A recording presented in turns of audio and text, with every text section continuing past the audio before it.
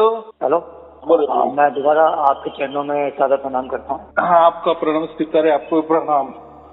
बोलिए। नहीं नहीं, आप तो बड़े हैं, कोई बात नहीं, आपको आदर सत्कार देंगे।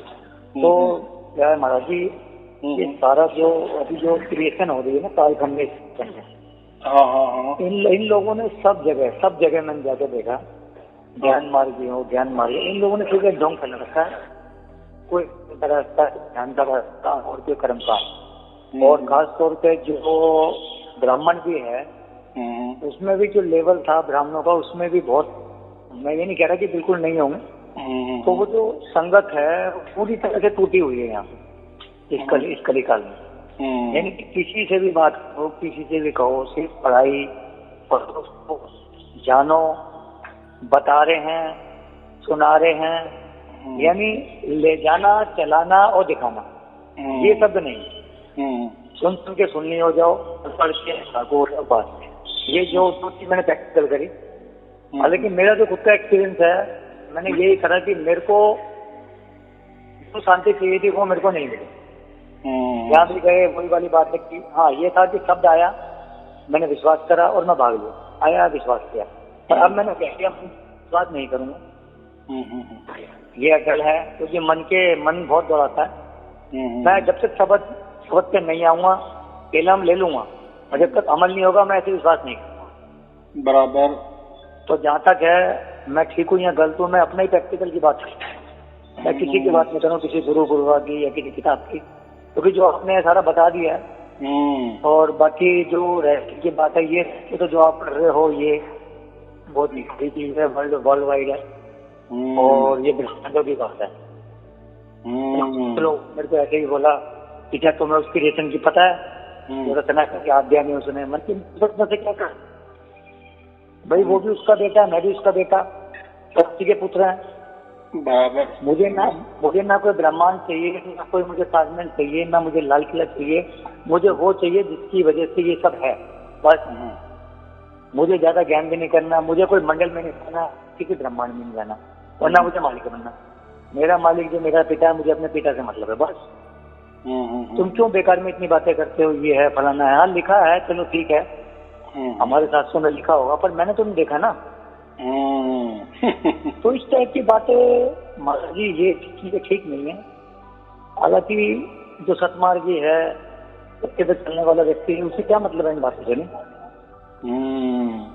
पहला बात ऐसा है कि पहले के जमाने में आदमी खुद पर भरोसा रखता था, बराबर है, खुद पे भरोसा रखता था और चलता था, जो उसको हासिल करना है वो हासिल करता था।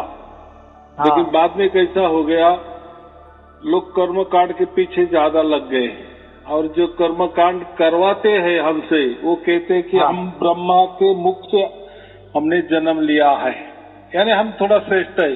कोई बात नहीं है, हो सकता है श्रेष्ठ कनिष्ठ हो सकता है, जैसे व्यवहार में भी होता है कि नहीं, ये तो चालू ही है, जैसा रात होती है तो दिन भी होता है, चलो वो ठीक है।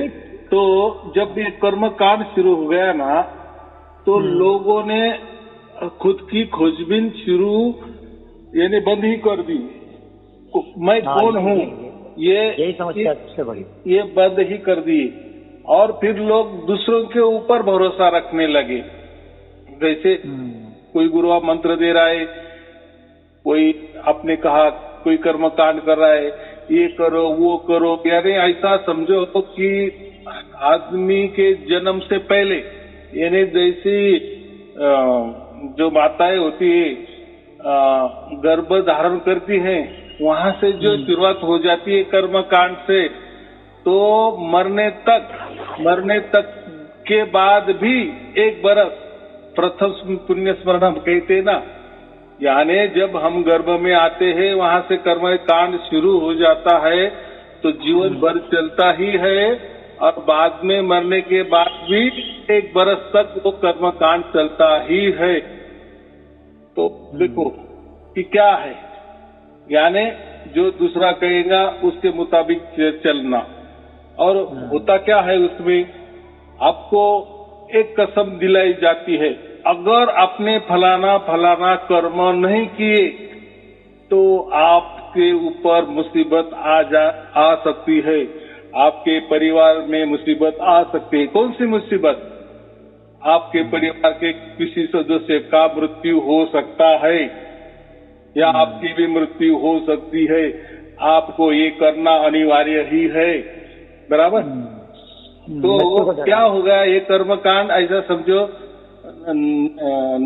9वीं सदी जो है ना, 9वीं 10वीं सदी, अभी जैसे कितनी 21वीं सदी चालू है ना, तो 9वीं सदी से ये कर्मकांड घुस गया, बराबर।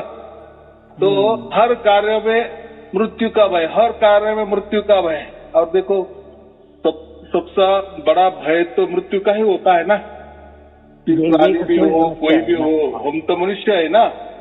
सबसे बड़ी समस्या यही है यहाँ की। हाँ, आपने घर लिए, उसमें पूजा पाठ नहीं किए, तो देखो भाई कुछ तो भी होगा, किसी परिवार के सदस्य को कोई गड़बड़ हो जाएगी, यानी मृत्यु का भय।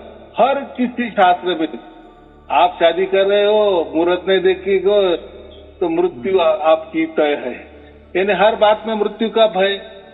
तो फिर आदमी कर्मकांड करता ही है, बराबर। तो मजबूरन कर तभी तो नहीं ना, जो भी हो, मजबूरन माने मृत्यु के भय के डर से, बाकी कुछ नहीं। अगर ये डर नहीं होता ना, तो कोई नहीं करता, कोई नहीं करता, फिर कोई कर्मकांड नहीं करता। हाँ, चलो मृत्यु के भय से किए भी कर्मकांड, तो सबकी भी शादी हो गई, मुहूर्त पे हो जाती है, गुण मिलान पे होती है, तो सबकी सक्सेस होती है क्या? नहीं होती ना। नहीं, बिल्कुल नहीं, बिल्कुल नहीं। जिसकी होती है वो ठीक है, लेकिन बहुत सारी शादी भी टूट भी जाती है। फिर वो मुहूर्त ने क्या काम किए, फिर कुंडली ने क्या काम किए, गुण मिलान ने क्या काम किए। तो ऐसा ही होता है। नया घर हमने तैयार कर लिए, आपको पूजा पाठ करनी है, चलो कर ली। पूजा पाठ क्यों करना है? तो आपको सुख शांति मिलेगी।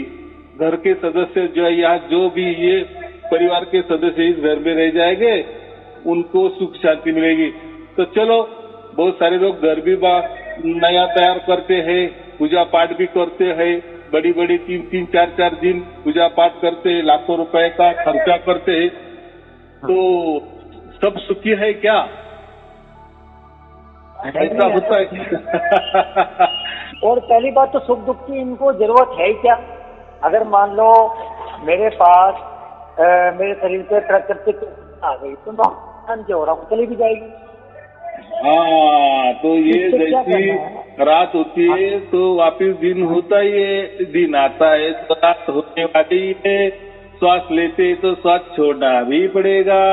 अच्छा जहाँ है वहाँ बुरा भी हो सकता है, सुख है तो वहाँ दुख भी आ सकते। ये जब तक आदमी तय नहीं करता, यानी समझता नहीं, तब तक लोग आपका फायदा उठाएंगे। फिर धर्म वाले क्यों न हो, पंथ वाले क्यों ना हो, गुरुआ भी लोग क्यों ना, बराबर कि नहीं? गुरुआ लोग बोलते हैं ना, हमारे से अगर आपने मंत्र नहीं लिए तो आपको मोक्ष नहीं मिलेगा, आपको ये नहीं होगा।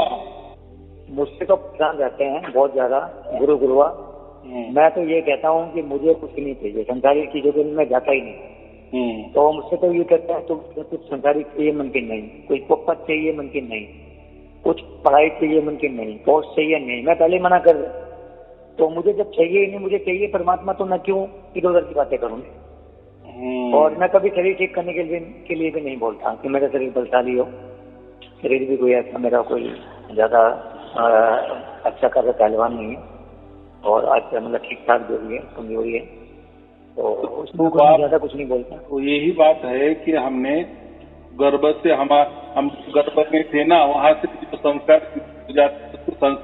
संस्कार कहे या कुसंस्कार कहे या कोई भय कहे, जो भी कहे, लेकिन वो मरते दम तक और मरने के बाद भी चालू ही रहते हैं, कर्म चालू रहता है, बराबर। तो अभी गलती किसकी है?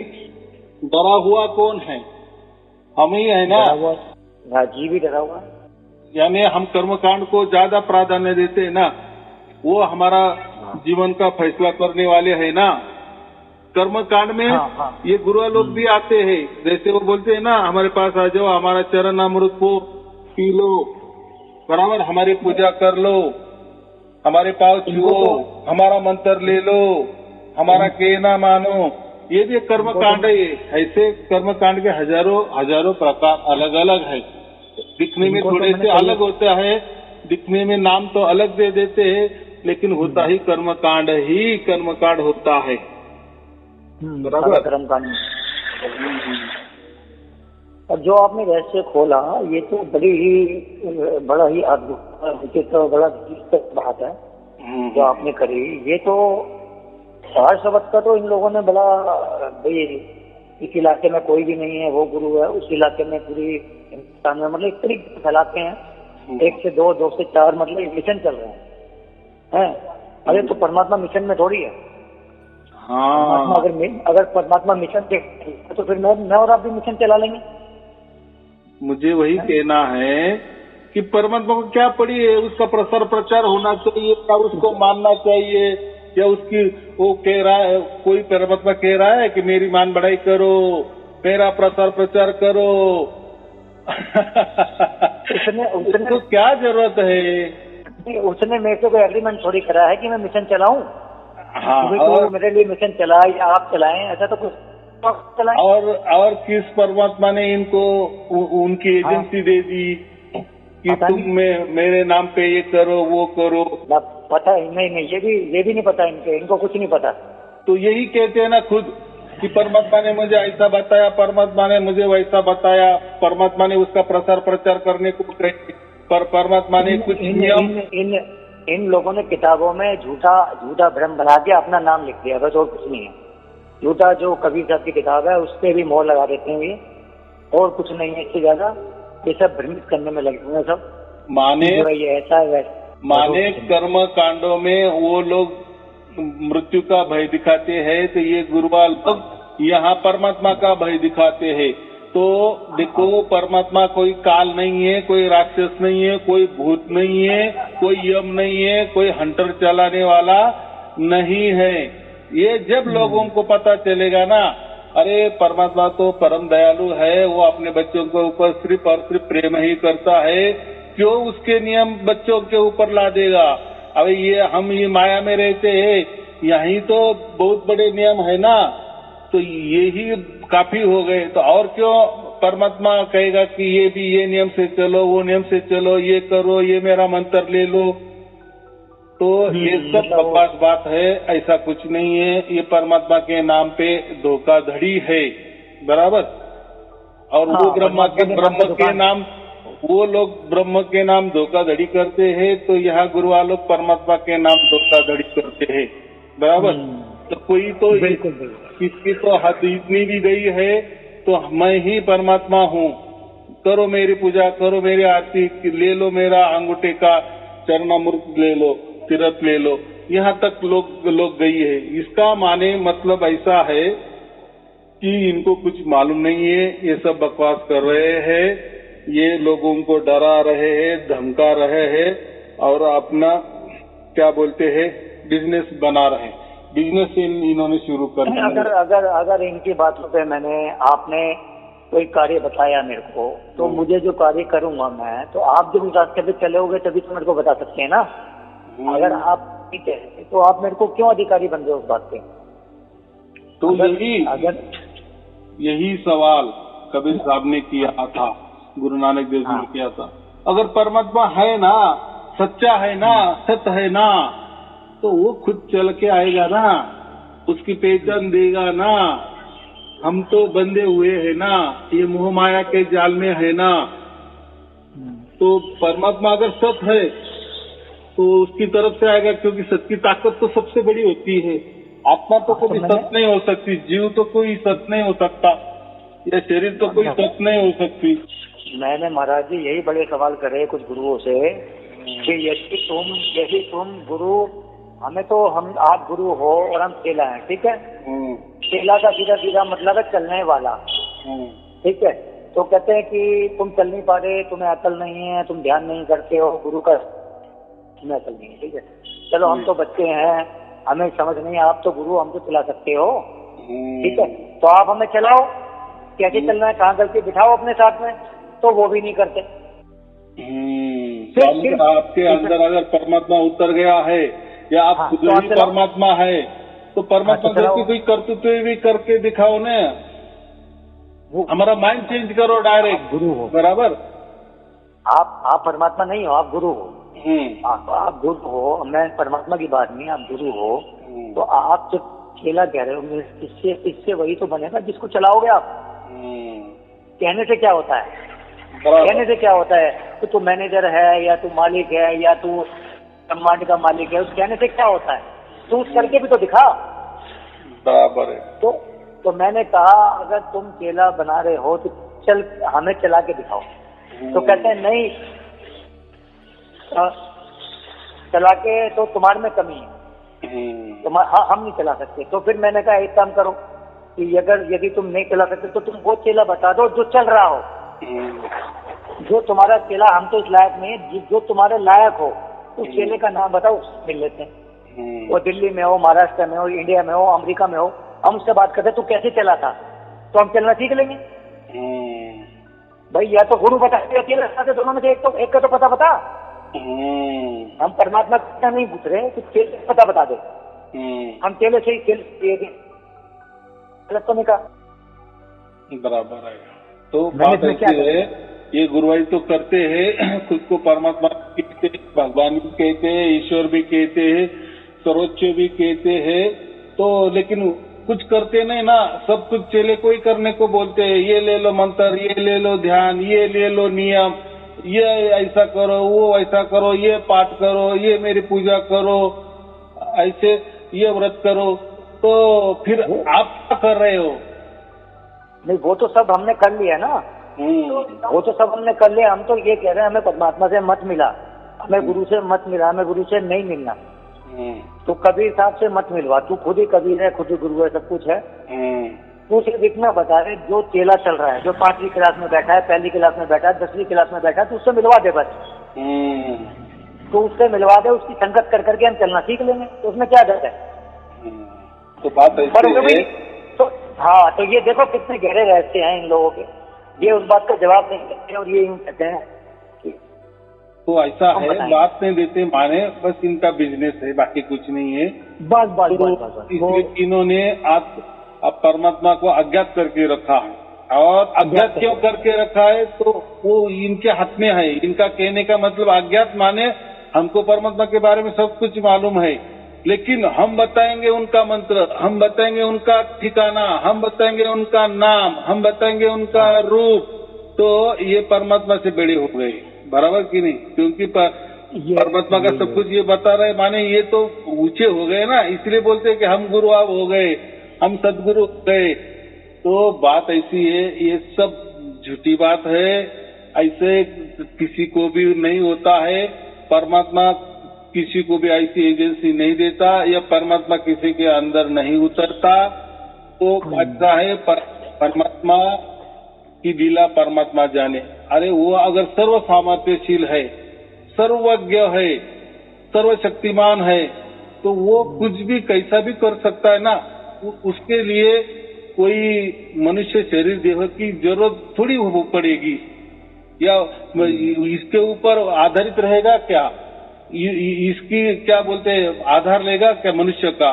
नहीं, तू अगर नहीं होगा तो मेरा कैसा होगा? वो कोई जरूरत नहीं पड़ी परमात्मा को। वो तो कहीं से भी बोलेगा, दीवार से बोलेगा, कहीं से भी बोलेगा, उससे क्या मतलब है? हाँ, कहीं से भी बोल सकता है, उसको क्या मतलब है परमात्मा? तो बात क्या मेरी बॉडी से मतलब है, आपके बॉडी से क्या मतलब है? वो तो सर्वव्यापक है, सर्वव्यापक है। और उसको मनुष्य देह ही क्यों चाहिए परमात्मा को? ऐसा कुछ नहीं है। तो बात ऐसी है, उसको जो भी देना है वो किसी के माध्यम से दे ही देता है, लेकिन उसके लिए कोई जन्म में नहीं आता है, या कोई देहधारी वो नहीं होता है, या किसी को श्रेष्ठ भी नहीं वो बताता। बराबर? क्यों किसी को श्रेष्ठ बताएगा? सभी तो उसके बच्चे है ना, किसको श्रेष्ठ बताएगा? और ये खुद को श्रेष्ठ बता रहे हैं, और ऊंचे सिंहासन पे बैठे गए हैं, अपनी आरती भी करवा रहे हैं। परमात्मा को तो पता नहीं, लेकिन खुद परमात्मा होके बैठे हैं। तो चलो अभी कैसा है, ये घोर कलयुग है, अभी लोगों को समझ में आ रहा है कि परमात्मा सर्वशक्तिमान है, सर्वज्ञ है, वो कुछ भी कर सकता है और वही हमारे पास आता है, लेकिन किसी के कहने पे नहीं, बराबर, किसी के ऑर्डर से नहीं। वो क्यों किसी का ऑर्डर सुनेगा, बराबर कि नहीं? आपने किया, आपको अगर आपका भाग्य हो गया, बस परमात्मा आपको उसकी झलकियां दिखा देगा। लेकिन कोई कहेगा कि इसको झलकियां दिखा परमात्मा, और वो फिर वो झलकियां उसकी दिखाएगा, ऐसा क्यों ऑर्डर मानेगा वो किसी की? वो किसी का बंदा थोड़ी हुआ है, तो हम क्या कहते, बंदी छोड़ कहते ना, वो तो सभी बंधनों से मुक्त है। बंधन तो जो माया में रहते ना, ये प्रकृति में रहते, वो बंधे हुए होते, प्रकृति से बंधे होते हैं, माया से बंधे हुए होते हैं। तो हम तो बंधे हुए हैं ना, और वो तो बंदी छोड़ है ना, परमात्मा बंदी छोड़ है, सभी बंधनों से वो मुक्त है। तो वो किसी के बंधन में क्यों आएगा? वो कहेगा, कोई गुरुआ कहेगा कि जाओ परमात्मा इसके अंदर प्रकट हो जाओ, और वो प्रकट हो जाएगा, या मेरे अंदर आ जाओ, या मुझे ही तू तेरा जैसे बनाओ, परमात्मा बनाओ, ऐसा ऐसा करता है क्या परमात्मा? और किसी के क्यों सुनेगा? मनुष्य बड़ा कि परमात्मा बड़ा? मनुष्य पहले के परमात्मा पहला? परमात्मा पहला ना, बराबर कि नहीं? मनुष्य तो कितना, चलो हम 100 साल समझते, 100 साल के हम डिंगे मार सकते हैं, लेकिन मरने के बाद क्या है, या हमारा जन्म के पहले हम क्या थे, कुछ मालूम है? लेकिन परमात्मा तो सदा सर्वकाल है ना, अनंत काल से है ना, उसको तो सब मालूम है ना। तो अगर हम 100 साल वाले, हाड़मास वाले, मलमूत्र धारण करने वाले, त्यागने वाले, वो उसके अधीन आ जाएगा क्या? नहीं आ जाएगा ना। कितनी सहज बात है, सरल बात है। लेकिन ये जो गुरुआ लोग जो कर रहे हैं, तो उससे साफ हमें पता चलता कि सब झूठ है, कोई परमात्मा के बस में नहीं है, इनके मुट्ठी में नहीं है, या इनका आधार लेने वाला नहीं है, या इनके इशारे पे नाचने वाला वो परमात्मा नहीं है, और वो परमात्मा हो भी नहीं सकता। वो कुछ और भी कुछ कोई दूसरा कोई होगा, बराबर कि नहीं? परमात्मा क्यों इनके इशारे पे नाचेगा? और क्या पड़ी है, बराबर? बिल्कुल नहीं। क्योंकि आप जो शब्द दे रहे हो उसमें कोई लाग लपेट और कोई मक्खनबाजी तो नहीं है। ये मक्खनबाजी वाले शब्द देते हैं कि जो है ऐसे परमात्मा मिल जाएगा, ऐसे मिल जाएगा। आप तो डायरेक्टली बोल रहे हो ना उस चीज को, बिना किताब के। कोई किसी पंथ को नहीं चला रहे, किसी मिशन को नहीं चला रहे, कोई किताब का उद्घाटन नहीं करा, या आपने कोई ऐसा कुछ आश्रम नहीं चला रहे, कोई व्यवस्था नहीं चला रहे, अपना तो कुछ भी नहीं है ना। एकदम बात बराबर है। परमात्मा क्यों करेगा? देखो फिर अगर ऐसा कुछ हो गया कि नहीं नहीं ये सब पंथ छोड़ दो, ये सायारू जी ने एक पंथ निकाला है उसमें घुस जाओ, अरे ये सब धर्म छोड़ दो, सायारू जी ने धर्म निकाला है, अरे ये गुरुवार छोड़ दो, अभी सायारू जी नए गुरुवार है, तो बात एक तो हो गई ना। इतने 1000 धर्म है उसमें और एक पंथ धर्म जुड़ जाएगा, इतने 1000 पंथ है उसमें और एक पंथ जुड़ जाएगा, तो अलग क्या हो गया? और परमात्मा ऐसा क्यों करेगा? जो रेडीमेड है उसमें क्या आ जाएगा? तो इसीलिए परमात्मा किसी धर्म का बांधिल नहीं है, बंधन उसके ऊपर कोई बंधन नहीं, किसी धर्म का नहीं चलता, नहीं चलने देता, किसी धर्म का भी बंधन वो चलने नहीं देता, या किसी का भी आधार पर परमात्मा नहीं चलता।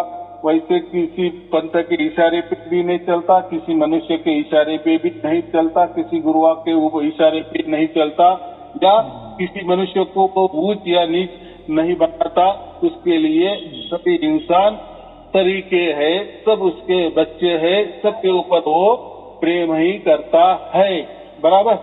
और वो कोई उसका एजेंडा नहीं है कि मेरा प्रसार प्रचार करो, कुछ जरूरत नहीं है। ऐसा प्रसार प्रचार करने से या मान बढ़ाई करने से परमात्मा प्राप्त हो रहा है, तो परमात्मा भी क्या काम का, यानी परमात्मा भी मान बढ़ाई में आ गया।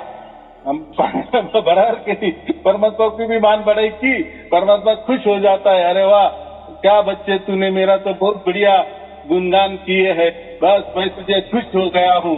तो ये खुशी, ये जो आनंद, ये जो सुख, ये जो है ना, ये सब प्रकृति वाली बातें हैं। परमात्मा के लिए ये बातें ही नहीं है। ये जो आपसे जो सवाल हो रहे हैं ना, इसमें जो करते हैं ये कुछ ज्यादा ही खींचते हैं कि रोज ये जो इसमें क्वेश्चन वगैरह करते हैं ना कि उसने ये कहा, उसने ऐसा कहा। अरे जो मर्जी कहा, उसने काम था, वो तुम्हारा कर्म था, तुमने करा, उसको छोड़ो, आगे निकलो, बस बात खत्म। तुम्हें क्या करना है, उसने पीछे क्या करा, दुख मिला, सुख मिला, बाहर हो जाए। हमने देखो दुनियादारी है ना, दुनियादारी है, सबके अपने अपने विचार है, बराबर कि नहीं? वो उनके विचार रख रहे, अगर आपको उनके विचार अच्छे लग रहे तो उनके पास जाओ, मेरे विचार अच्छे लग रहे तो मेरे पास आओ। लेकिन उनका कोई तो भी धर्म होगा, कोई पंथ होगा, कोई गुरुपद्धि होगी, वो मेरे पास नहीं आपको मिलेगी, बराबर? वो नहीं आएगा, वो इधर नहीं आएगा, वो इधर नहीं आएगा। हाँ, लेकिन लोगों को कैसा है, कुछ तो भी उनको बनाव चाहिए, कुछ तो भी दिखावा चाहिए, बहुत बढ़िया। अरे वो गुरु के तो लाखों करोड़ों शिष्य है, अरे वो गुरु ने तो कितने किताबें निकाली है, अरे वो गुरु ने कितने आश्रम निकाले हैं। अरे भाई वो झूठ बात है। अरे वो तो बड़े बड़े हॉल बनवाता है और उसको आश्रम नाम देता है। पहले के जमाने का आश्रम कैसा, जो झुग्गी झोपड़ी रहती थी ना, उसको आश्रम कहते थे ना। और ये लोगों को एड़े में निकाल के बड़े बड़े हॉल, 5 स्टार हॉल निकालते हैं और उसको आश्रम नाम देते हैं, और लोग भी एड़े में निकल जाते हैं और लोग उनको पैसा देते हैं कि नहीं गुरु, हमारे गुरु जी का आश्रम बनाना है। अरे आश्रम, वो पहले के जमाने में आश्रम एक प्रकार की झुग्गी झोपड़ी ही रहती थी, बराबर। और ये बोलते हैं इसको आश्रम नाम दे रहे हैं, ये वो क्या आश्रम है क्या? जाओ बड़ा, आप किसी भी गुरु का आश्रम देखो, ये वो 5 स्टार होटल ही है ना एक प्रकार का, सब उसमें सुविधा है, बड़े बड़े हॉल है, कॉन्फ्रेंस हॉल है, ये हॉल है, वो हॉल है, लेकिन नाम क्या देते हैं? आश्रम। और आश्रम नाम दे के पैसा कमाते हैं, बराबर कि नहीं? परमात्मा ने कहा लिख के भेजा है कि मैं लाल किले में बैठूंगा, ताजमहल में बैठूंगा, वो तो कहीं से भी लिख के दिया कि अभी मैं। हाँ, तो इनका क्या कहना है कि जो परमात्मा ने ना हमें चुपचाप कुछ तो भी बता दिए है, और वो जो चुपचाप बता दिए ना, हम भी आपको वो चुपचाप ही बता देंगे। इसलिए आप हमारे आश्रम में आ जाओ, फिर हमको परमात्मा ने जो चुपचाप से बताया है, गुपचुप से बताया है, कोई गुप्त राज बताया है, मुझे ही बताया है, वो आपको मैं, अब मेरे आश्रम में आप आ जाओ तो मैं वो गुप्त राज आपको खोल दूंगा। देखो, यानी परमात्मा ने इनके ऊपर इतनी मेहरबानी की है। और लोग मानते हैं ना, ऐसी कुछ उटपटांग बातें किसी गुरु ने कर दी तो लोग ज्यादा तालियां भी बजाते हैं और उसके पीछे भी भागते हैं, है ना? आजकल ऐसे बहुत सारे गुरु, मैं स्वर्ग में भी जाके आया, मैं नरक में भी जाके आया, मैं यहाँ भी जाके आ रहा हूँ, मैं सतलोक में जाके आया हूँ, या मेरा ये शिष्य जाके आया, ये सब बंडल बात है, झूठी बात है। ऐसा कोई जाता भी नहीं है। उसको इतना ही बोलो कि कल मेरे स्वप्न में आप आ जाओ, और या कल क्या होने वाला है ये आज ही बता दो, या कल मेरा कैसा गुजर गया इसके बारे में बताओ। चलो कुछ तो भी बताओ, अगला पिछला बताओ तो हम बोलेंगे। या आपके घर के बाजू में जो भी जिसका भी मकान हो, वो घर में क्या चल रहा है वो भी बताओ, तो भी मैं मानूंगा। तो स्वर्ग नरक में जाने की तो बात छोड़। तो कैसा है, लोग अशिक्षित है ना, लोग डर के जा रहे हैं ना उनके पास। अगर तुमने गुरु धारण नहीं किए तो तुमको मोक्ष नहीं मिलेगा, तुम 84 लाख योनि में भटकेंगे। तो डर देते हैं लोगों को, ये डर देते हैं। और इच्छा पूर्ति भी है, इच्छा पूर्ति करने के लिए। और वो डर भी उनका नहीं रहता, वो किसी धर्म ग्रंथ में लिखा होता है, कोई दोहा होता है, वही उठा के लाते हैं। और देखो इन्होंने, ये संत ने ऐसा डर दिखाया है, वही मैं आपको बता रहा हूँ। तो ऐसा ही है, एक घोर कलयुग है, उसमें ऐसा ही होता है। तो चलो, मैंने अभी तो बता दिए है, बहुत संभल के चलना पड़ेगा। कोई डरने की बात नहीं, किसी को डरने की बात नहीं।